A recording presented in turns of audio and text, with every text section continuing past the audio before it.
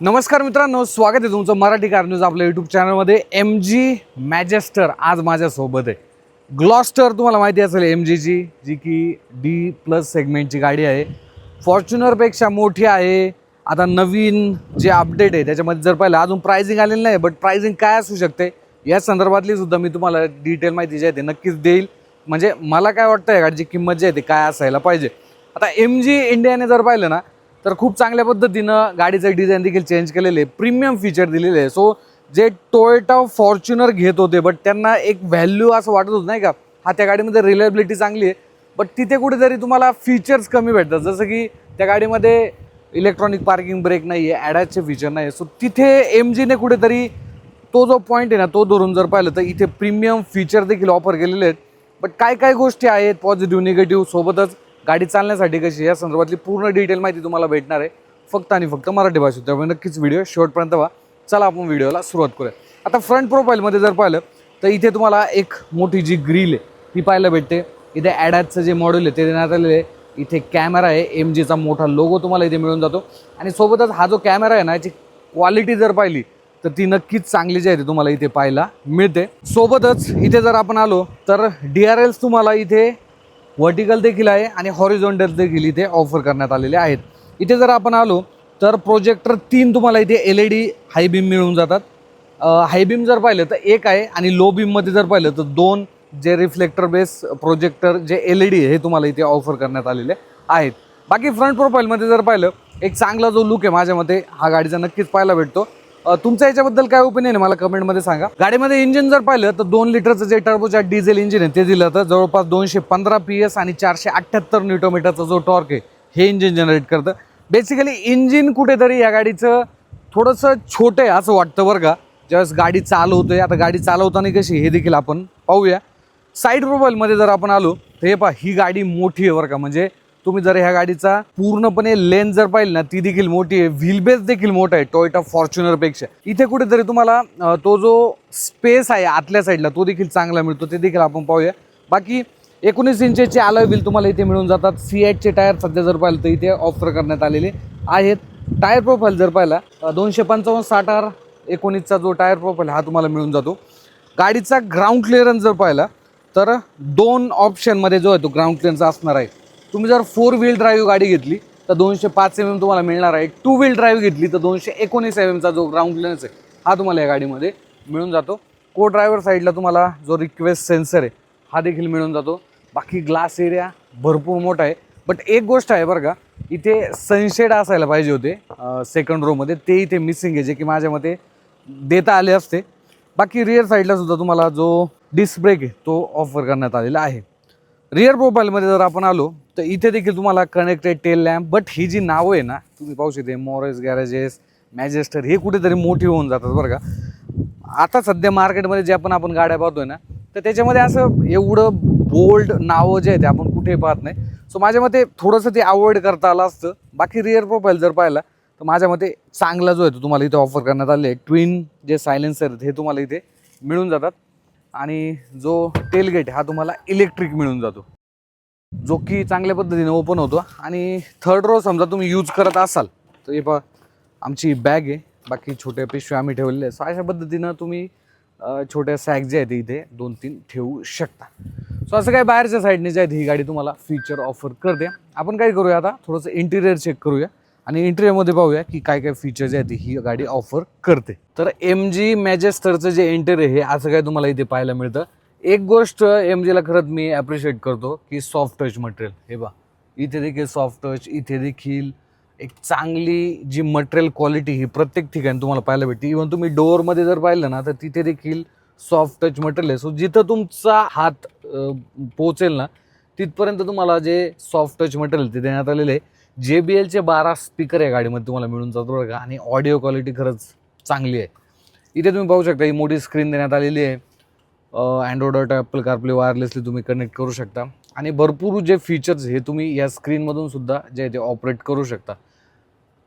जसे की आपण MGच्या भरपूर कारमध्ये पाहिलेलं आहे wireless Android auto, Apple CarPlay तुम्हाला इथे मिळून जातो। सोबतच अशी काय व्हेकल सेटिंग वगैरे तुम्ही इथं पाहू शकता। विंडो जे आहे ते तुम्हाला कशा सेट करायचे आहेत, गाडी लॉक अनलॉक, त्यानंतर लॉक अनलॉक केल्यानंतर लाईटनिंग कशी ठेवायची आहे किंवा लाईटच फक्त ठेवायची आहे किंवा हॉर्न पण वाजला पाहिजे. सो अशा मल्टिपल सेटिंग तुम्ही करू शकता. स्टेअरिंग जे व्हील आहेत त्याच्यावरती जे कमांडचे बटन्स आहेत, एक व्हॉइस स्टारचं बटन आहे, तर त्याच्यावरती तुम्ही जे ऑनलाईन म्युझिक, ॲप मेन्यू किंवा होम पेज असं इथे सेट करू शकता, जे की माझ्या मते एक चांगलं जे फीचर आहे कस्टमाइज तुम्ही करू शकता. इथे हेडलॅम्पचे जे कंट्रोल आहेत ते देण्यात आलेले आहेत. प्लस तुम्हाला इथे देखील जो हेडलॅम्पचा कंट्रोल आहे तो मिळून जातो. ॲटो हेडलॅम्प आहे, वायपरचे कंट्रोलसुद्धा तुम्हाला इथेच देण्यात आलेले आहेत. बाकी जर पाहिलं साईड मिरर जे आहेत ते हिटेड मिळून जातात बरं का, आणि मोठे आहेत. हिटेड ओव्हरव्ह्यू आहे, बट भारतामध्ये जर पाहिलं तर जास्त काही कामाचं नाही आहे, बट कंपनीने ते ऑफर केलेली आहे. ॲम्बियंट लाईटिंग आहे, जवळपास 64 कलरचे जे ॲम्बियंट लाईटिंग आहे ह्या तुम्हाला इथे मिळून जातात. टायर प्रेशर तुम्ही इथे पाहू शकता. रिअर वायपरचे जे सेटिंग आहे ते तुम्ही इथनं करू शकता. Tailgate, sunroof. ओके, सनरूफमध्ये जर पाहिलं तर तुम्ही जर पाहिलं तर पॅनोरामिक सनरूफ मिळून जातो, आणि त्याला खालच्या साईडला जी शेड आहे ती सुद्धा व्हाईटमध्ये देण्यात आलेली आहे. थोडासा वरच्या साईडचा जो प्रकाश आहे आतमध्ये येतो, बट जास्त काय तुम्हाला असा जो फील आहे हा येणार नाही आहे. वायरलेस फोन चार्जिंग तो तुम्ही ऑन ऑफ इथं जे आहे ते 2 पॅड देण्यात आलेले आहेत ते तुम्ही इथनं ऑन ऑफ करू शकता. क्लस्टरची जी थीम आहे ती चेंज करू शकता. आता क्लस्टरची थीम जर पाहिली तर तुम्ही ॲनालॉगमध्ये आहे तुम्ही पाहू शकता, तर तुम्हाला सिम्पल थीम ठेवायची तर ती देखील तुम्ही इथं चेंज ते करू शकता. सो अशा 2 ज्या थीम आहेत ह्या तुम्हाला ग्लॉस्टरमध्ये जे आहे ते मिळून जातात. बाकी इथे DPF जो येतो त्याचं तुम्ही व्हेकल सेटिंगमध्ये पाहू शकता. 360 डिग्री कॅमेराचं फीचर. कॅमेरा क्वालिटी खरंच चांगली आहे बरं का, ॲप्रिशिएट MG. रिअरचा सुद्धा तुम्ही कॅमेरा पाहिला चांगल्या पद्धतीने, किंवा तुम्ही लेफ्ट साईडचा कॅमेरा पहा एकदम चांगल्या पद्धतीने तुम्हाला इथे व्ह्यू जो आहे तो मिळून जातो. बट एक गोष्ट आहे की अँड्रॉइड ऑटो, ॲपल कारप्ले गाडीमध्ये वायरलेस देण्यात आलेले आहे. स्क्रीनवरती पाहताना इथे टर्न बाय टर्न नेव्हिगेशनच आहे. सो माझ्या मते तो इथे इंटिग्रेटेड व्हायला पाहिजे होता. बाकी म्युझिक वगैरे तुम्ही इथे पाहू शकता कुठलं चाललेलं आहे. कॉलचे जे डाटा आहे तो देखील तुम्ही इथे पाहू शकता. बट मोस्टली माझ्या मते टर्न बाय टर्न नेव्हिगेशन देण्यापेक्षा जर हा जो मॅपचा डाटा हा इथे आला असता तर अजून चांगल्या पद्धतीने जे आहे ते आपल्याला एक चांगलं व्ह्यू जो आहे तो पाहायला मिळाला असता. स्टेअरिंग व्हील इथे थोडासा कट आहे. मल्टिपल बटन तुम्हाला इथे मिळून जातं बरं का. इथे क्रूज कंट्रोल आहे. हे जे बटन आहे हे तुम्ही जो इन्स्ट्रुमेंट क्लस्टर आहे तिथनं तुम्ही कंट्रोल करू शकता. इथे जे क्रूज कंट्रोलचे जे सेट करायचं आहे ते तुम्ही इथनं करू शकता. इथे व्हॉल्यूम अप डाऊन, त्यानंतर SRSचं बटन आहे, त्याला व्हॉइस कमांडचं बटन आहे. पेडल शिफ्टर तुम्हाला इथे मिळून जातात. सोबतच इथे ड्राईव्ह सिलेक्टर तुम्ही पाहू शकता. R&D आणि पार्किंग. सो अशा पद्धतीनं तुम्ही तो सिलेक्ट देखील करू शकता. बाकी हे तर झालं ड्रायव्हरच्या हिशोबानं. 2 वायरलेस चार्जर आहे. 2 क्लायमेट झोन जो AC आहे हा तुम्हाला इथे मिळून जातो. बट ACचा विषय कसा माहिती आहे का, AC तुम्ही इथनं तर सेट करू शकताच. ओके, फिजिकल बटन देण्यात आलेले ते माझ्या मते चांगलं आहे. टेम्परेचर तुम्ही इथनं सेट करू शकता. 2 वायरलेस चार्जर आहे. त्यानंतर ह्या गाडीमध्ये 3 डिफरेन्शियल जे मोड आहेत ते देण्यात आलेले आहेत, जे की माझ्या मते एक ऑफ रोडिंगसाठी जर पाहिलं ना एक चांगल्या पद्धतीने तुम्ही जे गाडीसोबत आहे ड्राईव्ह मोड वापरून खराब कंडिशनमधून तुम्ही ही गाडी काढू शकता. इथे जर पाहिलं रिअर डिफरन्शियल लॉक करू शकता तुम्ही, मिडल डिफरन्शियल लॉक करू शकता, आणि फ्रंट डिफरन्शियल लॉक जे आहे ते करू शकता. इथे 2H ॲटो आणि 4H असं देण्यात आलेलं आहे. आणि या गाडीमध्ये क्रॉल मोडसुद्धा आहे बरं का. क्रॉल मोडमध्ये काय होतं माहिती का, मी तुम्हाला थोडक्यात दाखवतो. आता समजा मी ही Nमध्ये, ओके, त्यानंतर मी इथे मिडल जो डिफरन्शियल आहे तो एंगेज केला, आणि त्यानंतर जो रिअर डिफरन्शियल आहे तो ॲक्टिवेट केला. आता त्यानंतर गाडी 4 लोमध्ये जाते, आणि अशा वेळेस आहे ना गाडी एक स्पेसिफिक जे डिफरन्शियल आहे त्याला इक्वल पॉवर जाते रिअर डिफरन्शियलला, आणि मग अशा पद्धतीनं तुम्ही खराब रोडवरून चांगल्या पद्धतीने गाडी जी आहे ते काढू शकता. आणि इथे क्रॉल मोडसुद्धा देण्यात आलेले आहे. समजा क्रॉल मोड तुम्ही जर ॲक्टिवेट केला त्याच्यामध्ये काय होतं माहिती का, तुमची जी गाडी आहे ना ही 4-5च्या स्पीडला जे आहे ते क्रॉल होत राहते. जिथे समजा कुठेतरी खूप गाळ आहे किंवा ते जिथं माती किंवा वाळवंट वगैरे असतं तर अशा वेळेस 4ही व्हीलला आहे ना इक्वली पॉवर भेटते, आणि मग ते तिथून निघण्यासाठी एकदम चांगल्या पद्धतीने जे आहे ते होऊन जातं. सो माझ्या मते हे फीचरसुद्धा कामाचं आहे. इलेक्ट्रॉनिक पार्किंग ब्रेक तुम्हाला इथे मिळून जातो. टेरेन मोड तुम्हाला मल्टिपल या ठिकाणी मिळून जातात, आणि खरंच म्हणजे टेरेन मोड एवढे आहेत ना की तुम्ही चांगल्या पद्धतीनं ते यूज करून जशी सिच्युएशन असेल त्यानुसार गाडी जी आहे ते वापरू शकता. बाकी इथे 2 कप होल्डर देण्यात आलेले आहेत. त्याला जे ते होल्ड करण्यासाठी चांगल्या पद्धतीनं इथे मटेरियल देखील देण्यात आलेलं आहे. कीज जर पाहिली तर अशी काही कीज तुम्हाला मिळून जाते. त्याच्यामध्ये बूट तुम्ही ॲक्सेस करू शकता, लॉक अनलॉक आहे आणि तुम्ही हॉर्नचं जे बटन आहे ते देण्यात आलेलं आहे. ग्लब बॉक्स इथे आहे मोठा, जो की तुम्ही पाहू शकता. त्याच्या आतमध्ये सुद्धा भरपूर जी जागा ही देण्यात आलेली आहे. प्लस सीट जर पाहिले ना, सीट हे तुम्हाला व्हेंटिलेटेड मिळून जातात. बाकी माझं एक फेवरेट फीचर या गाडीमध्ये आहे, ज्याच्यामध्ये जर पाहिलं तर तुम्ही हा ACचे जे कंट्रोल आहे ते करू शकता. रिअरचा जो AC हा देखील इथनं सेट करू शकता, जे की माझ्यामध्ये चांगले आहे. प्लस ह्या गाडीमध्ये ना तुम्हाला जे मसाजचं फंक्शन आहे हे सुद्धा देण्यात आलेले आहे. सो ते कुठे आहे ते एकदा आपण पाहूया. सो व्हेकल सेटिंगमध्ये आपण जर गेलो तर इथे आहे rear view mirror and seat की मेमरी. आता इथे जर पाहिलं तर ड्रायव्हर सीट मसाजचा जो फंक्शन आहे आलेलं आहे. तर समजा आपण इथे लेवल 1 आणि कॅटवॉक सिलेक्ट केलं. ओके, सो इथे जे मसाज आहे ना ते चालू होऊन जातं. आणि खरंच तुम्हाला सांगतो हे मसाज खूप कामाचं आहे ट्रॅफिक कंडिशनला वगैरे, किंवा लॉंग ड्राईव्ह ज्यावेळेस आपण करतो तर अशा वेळेस हे आहे ना एक चांगला जो फील आहे हा तुम्हाला देतं. इलेक्ट्रॉनिक जो IR हा तुम्हाला इथे मिळून जातो, कुठलाही प्रॉब्लेम नाही. बटनची क्वालिटी वगैरे जर पाहिली ना ती तुम्हाला चांगली ह्या गाडीमध्ये पाहायला मिळणार आहे. लाईट जर पाहिलं ह्या LED तुम्हाला इथे मिळून जातात.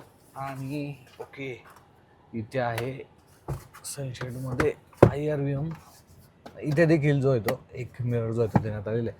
सो माझ्या मते MGने ना एकदम फीचर लोडेड या गाडीला करून टाकलेलं आहे. सीट जर पाहिले कम्फर्टेबल आहे. लॉंग जर्नीसाठी माझ्या मते कुठलाही जो प्रॉब्लेम हा तुम्हाला इथे जाणवत नाही. बट काही गोष्टी आहेत की ज्या बटन्स कमी तुम्हाला इथे जाणवतात, जसं की मसाजचं फंक्शन वगैरे असेल, तो अशा काही बटनची कमी जी आहे तुम्हाला इथे जाणवते. बट मोस्टली यूज टू झाल्यानंतर तुम्हाला असं जास्त काही प्रॉब्लेम जो आहे जाणवणार नाही. प्लस MGने इथे खालच्या साईडला जर पाहिलं तर टाईप A आणि टाईप C असे 2 पोर्ट दिलेले आहेत. आणि इथे जर पाहिलं 12 व्होल्टचा पॉवर सॉकेट आहे. प्लस आता समजा तुम्ही ती जी वायर आहे तिथे खाली कनेक्ट केल्यानंतर समजा ती अशी साईडने येईल ना, तर मग इथे आहे ना कंपनीने जर पाहिलं तर एक्स्ट्रा जी जागा आहे ती दिली आहे. सो इथनं तुम्ही जी तुमची वायर आहे ती वरच्या साईडला काढू शकता. सो याला देखील प्रॉपर लॉक जे आहे ते देण्यात आलेलं आहे. सो हे देखील माझ्या मते चांगलं आहे. सेकंड रोमध्ये जर पाहिलं तर जो स्पेस आहे हा तुम्हाला चांगला भेटतो बरं का. लेग रूम जर पाहिला इनफ आहे. थाई सपोर्ट चांगला आहे. एक महत्त्वाची गोष्ट, रिअर साईडला सुद्धा तुम्ही टेम्परेचर जे आहे ते सेट करू शकता, जे की माझ्या मते रिअर साईडला जे बसणार आहे त्यांच्या कम्फर्ट आणि कन्व्हिनियन्सच्या दृष्टीनं चांगलं होऊन जातं. प्लस इथे जर आपण आलो तर इथे तुम्ही पाहू शकता 2 सॉकेट जी पिन आहे ती देण्यात आलेली आहे. प्लस म्हणजे सॉकेट देण्यात आलेले, पिन नाही आहे. इथे तुम्हाला टाईप Aच्या 2 पोर्ट मिळून जातं. माझ्या मते या टाईप C द्यायला पाहिजे होत्या, टाईप A न देता. आणि काय आलं सध्या जर पाहिलं तर आपण मोस्टली सर्वच गॅजेट जर पाहिले टाईप Cला सपोर्ट करतात. सीट्स चांगले आहेत. तुम्हाला इथे 2 कप होल्डर, आर्मरेस्ट मिळून जातो. 6 एअरबॅग या गाडीमध्ये तुम्हाला स्टँडर्ड मिळणार आहेत. बाकी इथे तुम्हाला LED जी लाईट आहे ती मिळून जाते, जे की रीडिंग वगैरे करण्यासाठी चांगलं जे असणार आहे. स्पेशियस आहे बरं का, म्हणजे एक्सपिरियन्स चांगला आहे. बट एक गोष्ट जे की मी आधी देखील सांगितलं, सनशेड गाडीमध्ये असायला पाहिजे होते, जे की एवढी मोठी गाडी आहे आणि ग्लास एरिया देखील मोठा आहे. त्यामुळे अशा उन्हाळ्याच्या सीझनमध्ये ना बाहेरच्या उन्हाचा भरपूर त्रास होतो. बाकी हे जे सीट आहे हे सो अशा पद्धतीने हे पुढं जातं. आता आपण रिअर साईडला पाहूया की जो स्पेस आहे हा कसा आहे. इथनं तुम्हाला यायचं आहे बरं का. मी थोडासा शॉर्टकट घेतला आणि व्हील बेस हा मोठा असल्यामुळे ना तुम्हाला इथे स्पेस चांगला जाणवतो. सो नी रूम जास्त नाही आहे बरं का, जे की तुम्ही आता पाहत आहे. पण ठीक आहे, म्हणजे हे जे सीट आहे ना हे समजा ओके. सो हे ॲडजस्टमेंट असल्यामुळं माझ्या मते थोडीशी जर आपण ॲडजस्टमेंट केली तर हे चांगल्या पद्धतीनं जे सीट आहे हे तुम्ही पुढे घेऊ शकता. माझ्या मते 2 ॲडल्ट तर शॉर्ट जर्नीसाठी ट्रॅव्हल करू शकतात बरं का. आणि इथे तुम्हाला डेडिकेटेड जे AC आहे हे रूफमध्ये देण्यात आलेले आहेत.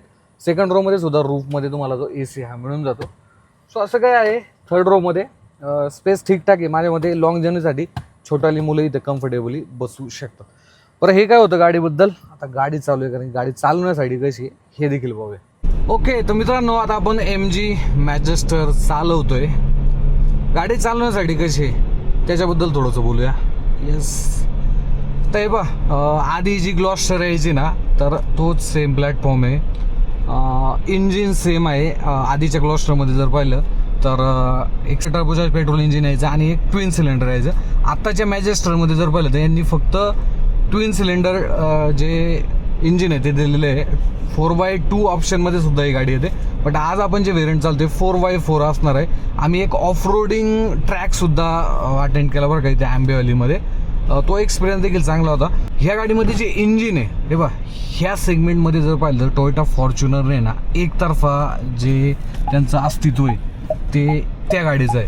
आणि त्या गाडीचं जे रिलायबिलिटी आहे ती सर्वात मोठं पॉझिटिव्ह जी गोष्ट आहे ती होऊन जाते. बट इथे ती गोष्ट लागू होते का ते देखील पाहणं महत्त्वाचं ठरणार आहे. कारण की आधीची जी ग्लॉस्टर होती त्याच्यामध्ये भरपूर लोकांना थोडंसं मेंटेनन्स वगैरे जास्त हायर साईडला यायचं असं लोकांचं बोलणं होतं. थोडंसं रिलायबिलिटीबद्दल देखील बोलूया, कारण की रिलायबिलिटी देखील तेवढीच महत्त्वाची असते. आता MGच्या कारसोबत काय माहिती का, ठीक आहे फ्युचरिस्टिक असतात, तुम्हाला फीचर्स वगैरे चांगले भेटतात. पण रिलायबिलिटी हा एक मुद्दा असा आहे ना जिथे भारतीय लोक थोडंसं लक्ष देऊन गाड्या घेतात. ह्या गाडीमध्ये जे इंजिन आहे हे ट्विन सिलेंडर टर्बोचार्ज इंजिन आहे 2000 CCचं. आणि पॉवर जर पाहिली तर 217 PS आणि जवळपास 478 न्यूटनमीटरचा जो टॉर्क आहे हा ही गाडी जनरेट करते. तुम्हाला पेपरवरती ती जी पॉवर आहे ना ती खूप स्ट्रॉंग वाटू शकते. आणि ज्यावेळेस तुम्ही रिअलमध्ये ही गाडी चालवण्यासाठी घेता ना, ओके मी तुम्हाला एकदा पॉवरचा देखील थोडासा अंदाज देतो सो जेणेकरून तुमच्या लक्षात येईल. पेडल शिफ्टर सुद्धा गाडीमध्ये देण्यात आलेले आहे बरं का.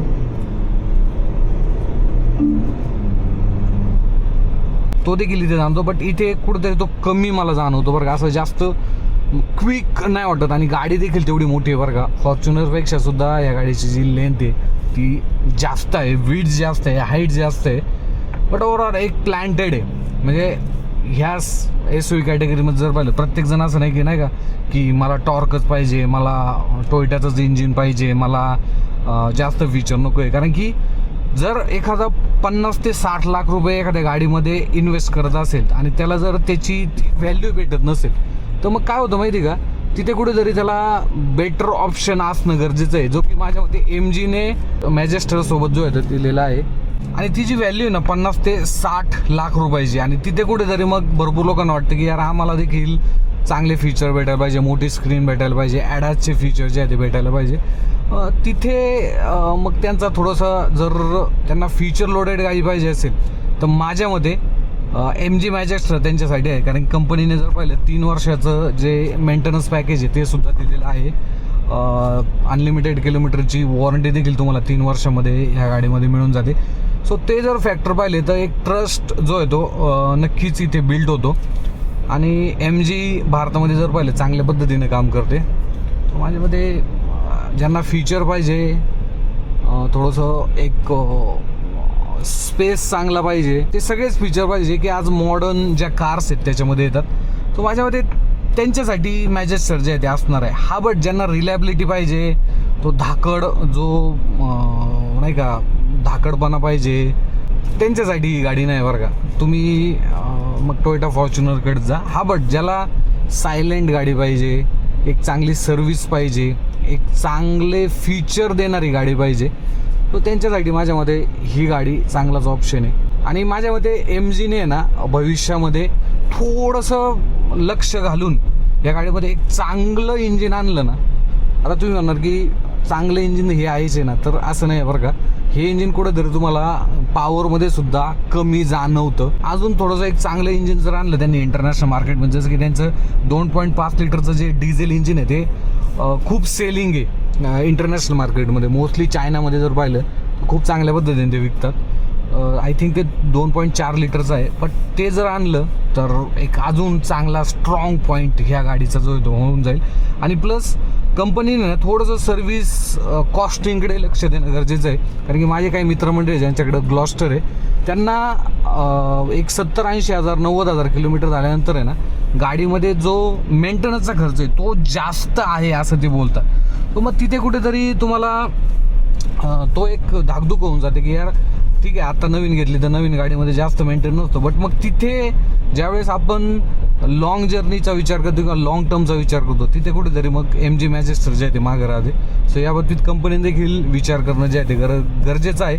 बाकी ॲडास लेवलचे फीचर्स वगैरे चांगल्या पद्धतीने या गाडीमध्ये काम करतात. आणि महत्त्वाची गोष्ट इलेक्ट्रॉनिक पॉवर स्टेअरिंग तुम्हाला या गाडीमध्ये देण्यात आलेली आहे, जे की माझ्या मते एक चांगली जी ड्रायव्हिंग एक्सपिरियन्स आहे ही तुम्हाला हायवेवरती असेल किंवा सिटीमध्ये असेल हे चांगल्या पद्धतीनं देते. मित्रांनो, MG मॅजेस्टर हे पहा, गाडी कॅपेबल आहे, फीचर लोडेड आहे, प्राईस देखील चांगली आहे. आता ज्यावेळेस आम्ही शूट करतो त्यावेळेस प्राइसिंग तर काय आलेली नाही, बट तुम्ही एक्झॅक्ट स्क्रीनवरती जी प्राइसिंग आहे ती पाहू शकता. बट महत्त्वाचा मुद्दा आहे गाडीबद्दल रिलायबिलिटी. हे पहा, रिलायबिलिटी हा एक असा मुद्दा आहे जो भारतीयांना गाडी घेण्यापासून जो आहे तो मागे देखील घेऊन जातो आणि पुढे देखील घेऊन जातो. म्हणजे रिलायबिलिटी चांगली असेल तर गाडी फिक्स आहे हे होऊन जातं. बट MG सोबत जर पाहिलं थोडंसं रिलायबिलिटी जर पाहिलं हे इश्यू आहेत. इवन जेव्हा त्यांच्या गाड्या जुन्या होतात, 80,000 1,00,000 किलोमीटर होतात, त्यावेळेस गाड्यांमध्ये जो मेंटेनन्सचा खर्च आहे हा कुठेतरी वाढतो. हा ते सर्व्हिस पॅकेज आता या गाडीसोबत देखील त्यांनी चांगले दिलेले. 3 वर्ष अनलिमिटेड किलोमीटरची वॉरंटी देखील कंपनी ज्या ऑफर केलेली आहे. हा पण 3 वर्षानंतर जे लाँग टर्मच्या हिशोबाने विचार करत आहे गाडी घेण्याचा, सो त्यांच्यासाठी माझ्या मते एक क्वेश्चन मार्क आहे. बट एक गोष्ट लक्षात ठेवा, मी आधी देखील बोललो होतो की जेवढी आपण एखाद्या गाडीमध्ये पैसे इन्व्हेस्ट करतो तेवढी व्हॅल्यू ती गाडी आपल्याला देते का हे देखील महत्त्वाचं आहे.